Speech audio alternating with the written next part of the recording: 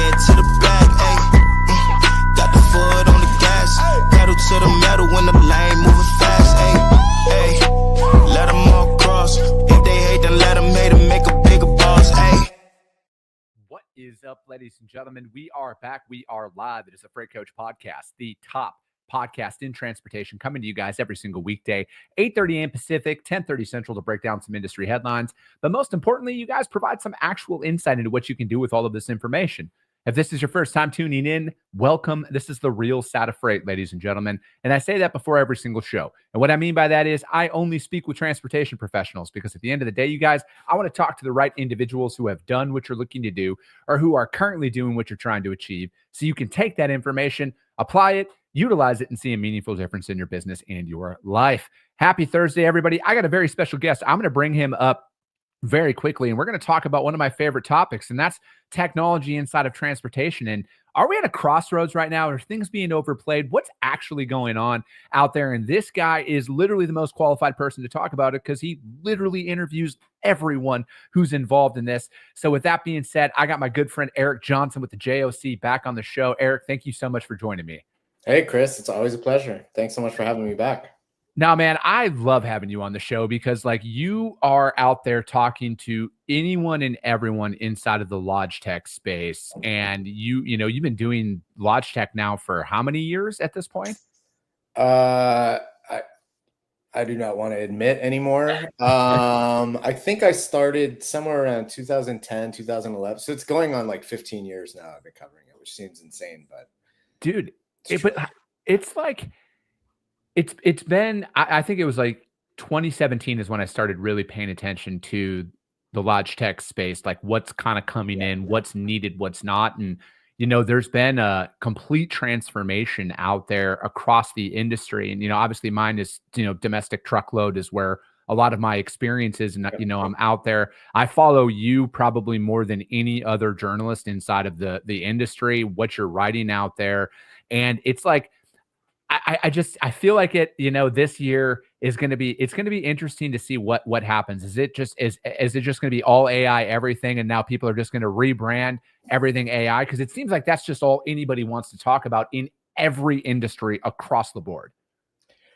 I cannot deny, I'm sort of guilty of this myself. I've written a few AI articles in the past few months, especially around freight brokerage. And, I just did one on AI article on project logistics. We have a bunch of AI sessions at our event coming up in a few weeks. So I take the position of, let me try to help people who have absolutely no background or understanding of like what AI is, just like whether it applies or not to their life. I try not to like fan the flames of the hype. I try to, okay, if it applies to you, it applies to you. If it doesn't, don't worry about it. That's sort of my general theory on this. But, in terms of how much AI is like occupying people's attention, I will say there was a VC that I talked to who's very supply chain focused, and I was like, oh, I'm starting to see, some new funding rounds for companies again. And he's like, yeah,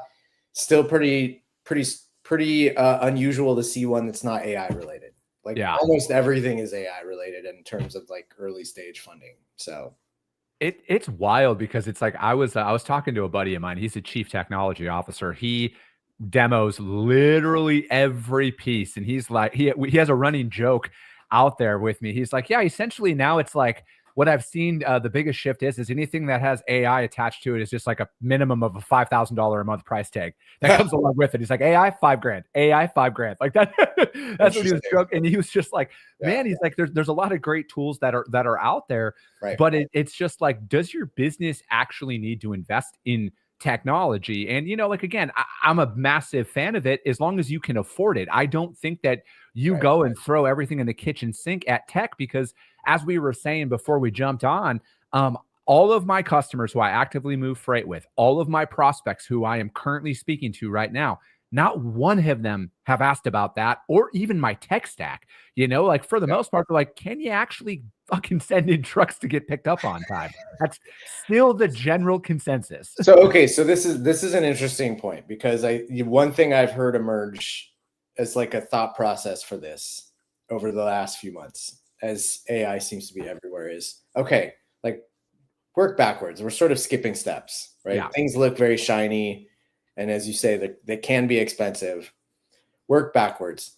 What is the problem you're trying to solve? Can the problem be solved without technology at all?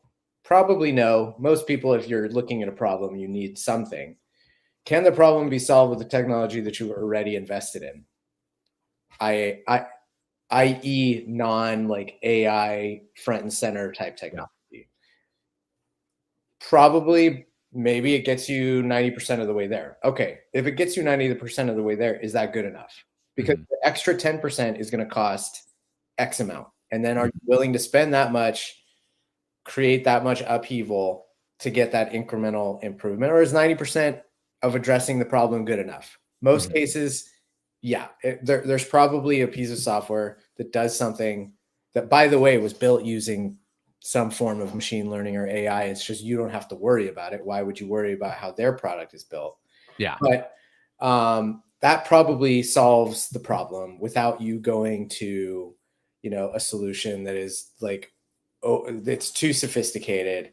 It's too, because there's the two AI cases are, and I don't want to talk about AI this whole no, hour, but like just to like break it down as much as I can, because I'm not a technologist, right? Like I also need it. I need to be spoken to like a second grader so I can speak to other people like second graders. But the two like forks in the road, the fork in the road is, are you going to use something that was with like ChatGPT, like generative AI, a bot that essentially replaces like data entry from one system into another, or extracts information from an email, or auto sends an email response to a specific type of question? Then the other fork is the way trickier part, the optimization, taking huge amounts of computation and like just running things over and over and over way faster than a human can to figure out a really complicated problem. That's logistics, but it's also like, that's incredibly expensive to do that. And so unless the problem can't at all be solved by humans, or it's crazy expensive to solve it with humans, we're probably not yet at the stage where that makes sense for most companies, because it's still really complicated and really confused and really costly. So yeah, I mean, honestly, my main thing is at this point is like, educate yourself as much as you can, as much as you have time and interest to educate yourself. But I would be really reticent to commit to a bunch of things right now because everything is like in flux. So yeah. No, I'm right there with you. And your article that you put out literally yesterday it's kind of like where my mind went on a lot of this, because like it's a lot of what I go through in my day to day. Is the technology that you have, are your shippers even asking for it? Your customers, are they even asking for it? Or is it even doing a good enough job? And, it says the title of your article, shippers want more visibility data than terminals are providing. And, so like, what is it not, is the visibility that's out there? And again, we don't need to list off any company names or anything like that, but is the general census like, hey, yeah, you have visibility, but it's not good enough. And why are we paying for a service if it's not actually accomplishing what the end user really needs it for? So this particular story was based on a study that was done on, just to be clear, on container terminals. Now, you could probably do something, an analog of this with, truckload terminals, right? Yeah. Like you pick your type of terminal that you're dealing with in your mode, but this was container terminals. And basically what the study found was container terminals had about 60% of them said they were doing a good to really good job of providing visibility milestones. The container has landed, the container has been offloaded, the container is available for pickup to shippers. Only a quarter of shippers said the same thing about the visibility they were getting from the terminals. Now, the interesting thing with that is those two parties don't have a contractual relationship with each other. Yeah. The container terminals have a contractual relationship with the shipping lines. The shippers have sometimes contractual relationship with the shipping lines, sometimes forwarders who have contractual. So they're like 2 layers, sometimes 3 layers removed from actually having a a monetary incentive to do business with one another.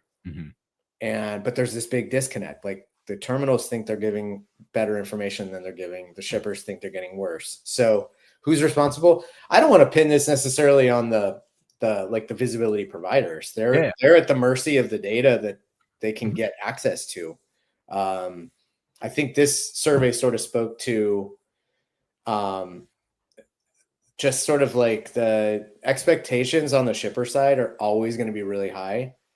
And the companies, whether it's a truckload carrier, a shipping line, a broker, a container terminal, they have a somewhat of a responsibility to take what's going on when the cargo is in their hands and send information about it, accurate information, timely information, so the shippers can make decisions on it. And that was what, to me, the study was very interesting because it highlighted this huge gap between what the shippers think they need and what the terminals think they're providing. Yeah. I'll always blame sales reps, Eric, because sales well, reps. Yeah, that's true. They always overpromise. And yeah, no, I agree with you on that. I think that's a lot of it, right? Is it's going to boil down to it are people, do they have sky high expectations or they never think that they're being satisfied with it? Or was there a sales rep like, me back in the day who just fucking said we could do literally everything? Do everything. Never say no, right? You never say no to anything. I just look at it as, with where we're at, as tech, as an industry, as things are starting to progress and everything, it's like, I look at it as like a lot of my day-to-day, it should be automated ultimately, right? Like there's a lot of back end stuff that like, why am I doing this time and time again? And again, we're pretty automated inside of my operation, but I look at it as like, that's where operationally I want to automate, right? How do I save clicks? How do I auto send documents? How do I do a lot of that stuff? How do I even auto respond to quotes, right? Just little things like that to save me time. I just think that there's, what you actually need and what's out there, dude, it's exhausting, right? Like I see stuff literally every single day and I'm like, oh, that's cool. But do you actually need it? And, I think more times than not, I would argue on the side of caution, I would say, about investing in certain things right now, because again, does it make the driver experience with your brokerage better? Does it make the customer experience with your brokerage better? Or does it make it harder for them to actually communicate with people? Because that is still the ultimate denominator in every single transaction is communication. Are you actually answering when they need you to in a timely manner and everything else? And, if you can't unequivocally say 100% yes every single time, I don't know, man. Like I'm maybe I'm naive. Maybe I'm just too old school. Well, but like, I think there is an element of like, you have to try things to make them better, right? Like you have to try things so that your company is better at like using tech.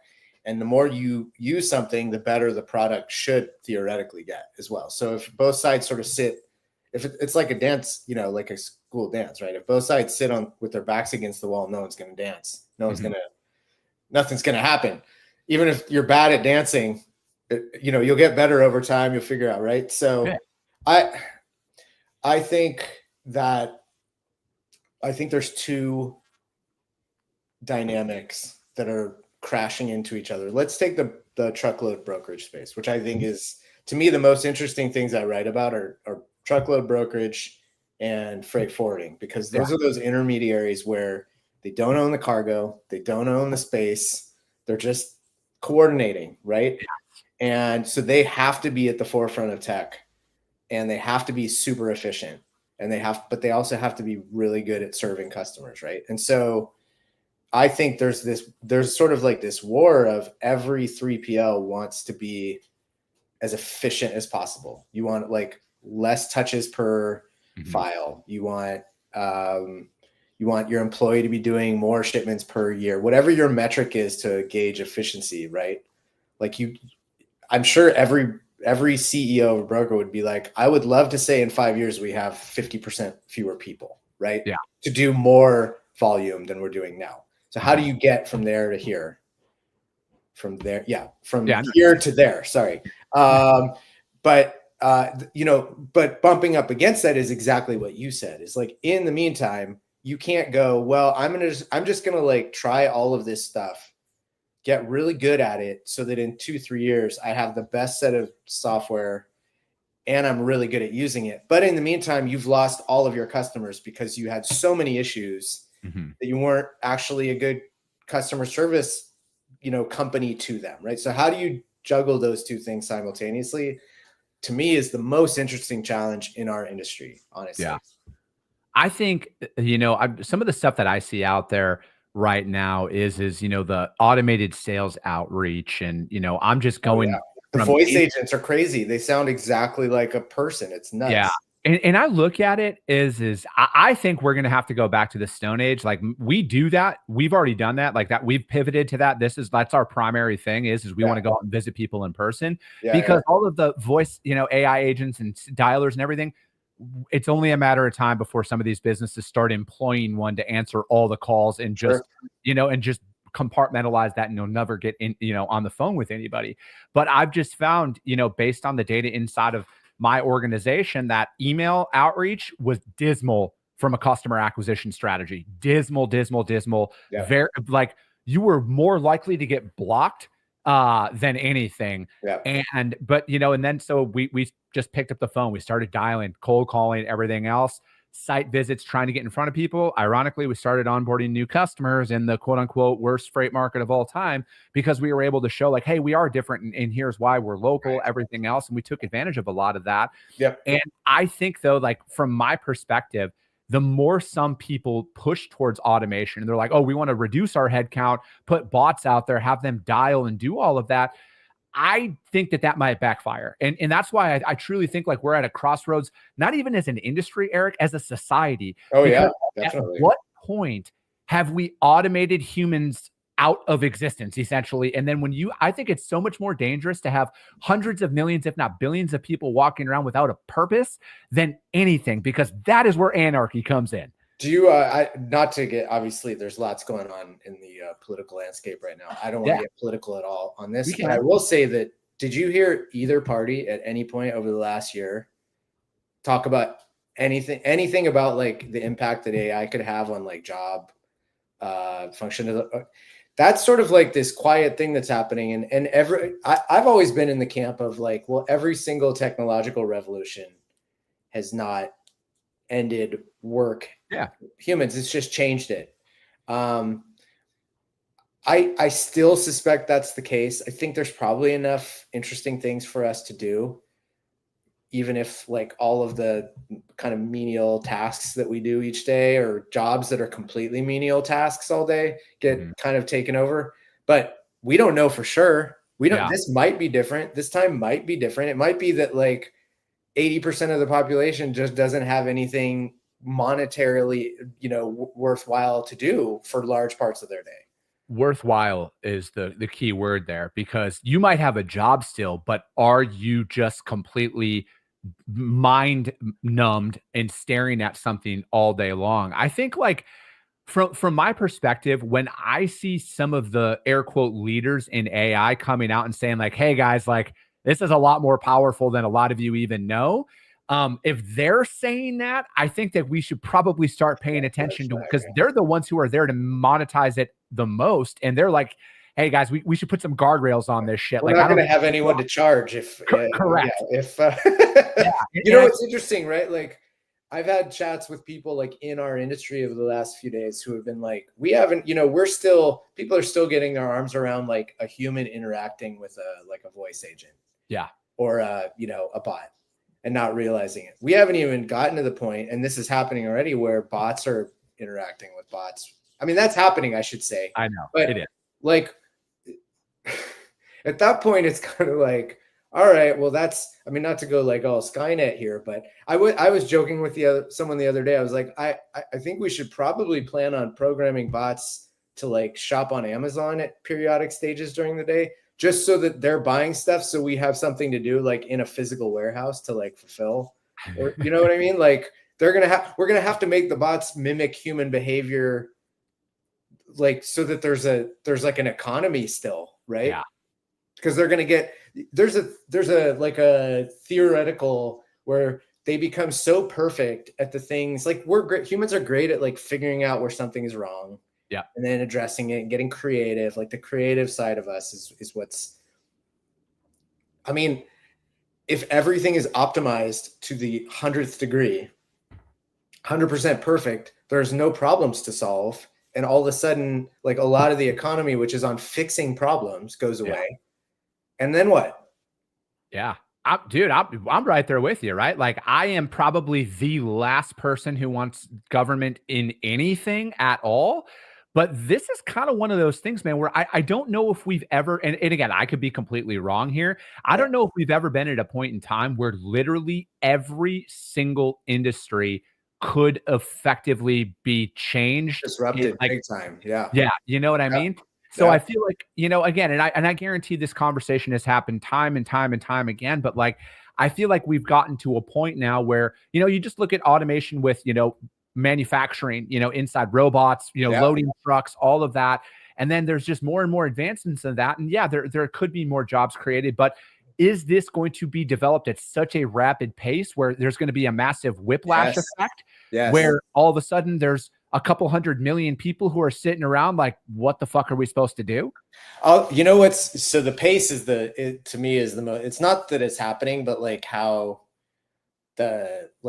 quickly cycles are happening now. So one thing that's been very interesting to me to observe, I just posted something this on Twitter the other day, but is you have companies now who are focused around automation and AI who were like founded in the last year,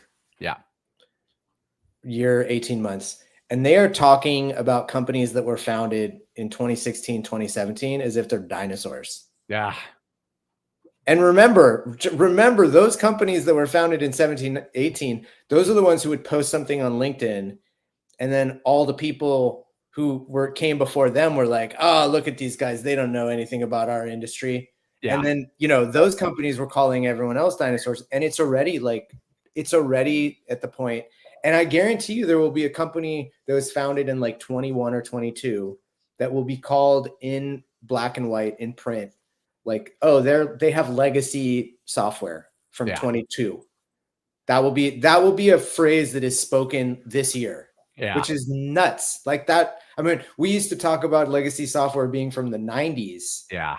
In like 3 years ago, legacy software was from the 90s. Now we're talking about, it might be post-pandemic is considered legacy software. It is. It's so crazy, man. I just look, Steve Setka commented, producers will always have a job and winners are always going to win. And I agree with that statement, right? But like ultimately though, it's interesting to see where we're at. And then it's going to be interesting. I think what's going to be the most interesting to see is the people who are ultimately paying the invoice. I'm not talking about the transportation company owners. I mean, the shippers who are doing business with you, because that's, how we all afford to operate, you guys, just in case. It's going to be interesting to see if there's that whiplash is going to come from that, where they're just going to put their hands up and be like, you guys, enough's enough. Like, who the fuck am I even talking to here? What are we actually doing? Right. And then the Stone Age brokers, a la the me of the world, who are going to walk around and, tuck in my shirt and wear a nice pair of jeans and just shaking hands on the docks. If that's, they're going to be like, I want to work with that guy because I actually know he's a real fucking human being. Right. And I know that when I call, it's actually him picking up the phone and not some bot. There could definitely be a backlash. I mean, I just don't know. I have no idea. Like when people ask me for my predictions, I'm like, I don't know. I wish I knew, but I have no idea how it will go. I mean, I feel like there's a lot of change on the horizon, but I don't know for sure. Yeah. So I'm right there with you, but I also look at it like no matter what, man, society's always going to be faced with something, right? Like there's always going to be some event or up and coming thing that's going to potentially alter all of our lives. Yeah. And, you got to be open to that. And again, but like when it boils down to it, you just got to show up and make it work, right? Like we work, at least from my perspective, the free market is the most beautiful system that anybody can operate in because everybody's got a chance, right? Maybe we're going to be talking in 12 months, Eric, and we're going to be like, nobody saw that coming. Now look at all of those entrepreneurs who came out and developed an anti-AI AI. Yeah, totally. To me, I was talking with someone this week, and well, I won't give the background on it because it seemed to be an area that we don't want to go down. But I was talking to someone this week and I was like, look, as long as you're creative and you are quick on your feet and you care, there will always be a job in the market for people.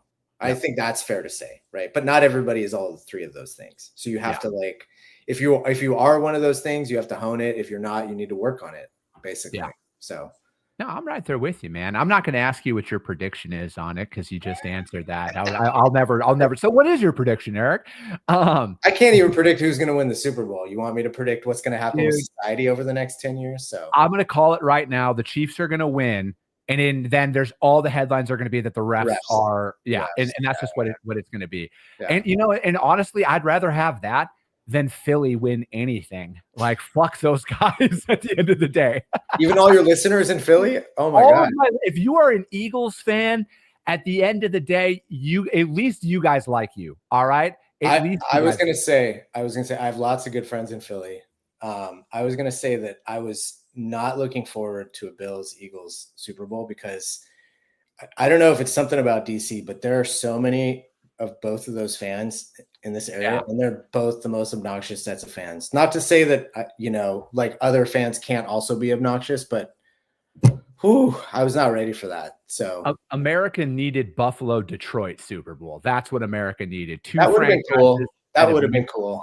But then you would have had one fan base that was like ultra demoralized because it's like, oh, we finally got to the Super Bowl and we still and then we lost to the other team that's more like cursed than us. It probably would have been the Bills losing too, because then there'd just be over in the Super Bowl. I was hoping that I was going to say the Redskins, the Commanders, they changed it. I was really hoping that they were would fun to watch because that was another one, and then just an ultimate fuck you to their old owner. Yeah, totally. I know that would have been amazing if they won. Phenomenal to have them in there.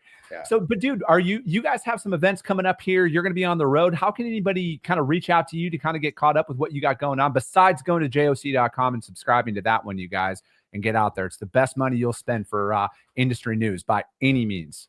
I appreciate that. So TPM is coming up in less than 4 weeks. It's March 2nd. That's our huge container shipping, global supply chain kind of event. That's in Long Beach. Just Google TPM 25, you'll find it. Best way to reach out to me is LinkedIn. I'm probably on there more than any of the other channels. I'm still on Twitter, but I have a love-hate relationship with that place. And you do, and I love seeing your love-hate relationship with Twitter. It's really been bad the last few weeks, not because of any election stuff, but just because it seems more crazy than ever. Like the crazies are really out, and so you can reach me there too, but LinkedIn is usually the best place to reach me outside of my email, which is eric.johnson@spglobal.com. So perfect. Eric, I love it. Thank you so much for joining me. That's going to be it for today. I know you guys got value in this one. So subscribe to the show, you guys. If you're feeling really ambitious when you're out there on iTunes and Spotify, rank the show as well, because that's how we get it out there to the universe, you guys, because if you saw value, that's how your network's going to probably see value as well. I appreciate you guys. I love you guys, and we'll be talking to you soon.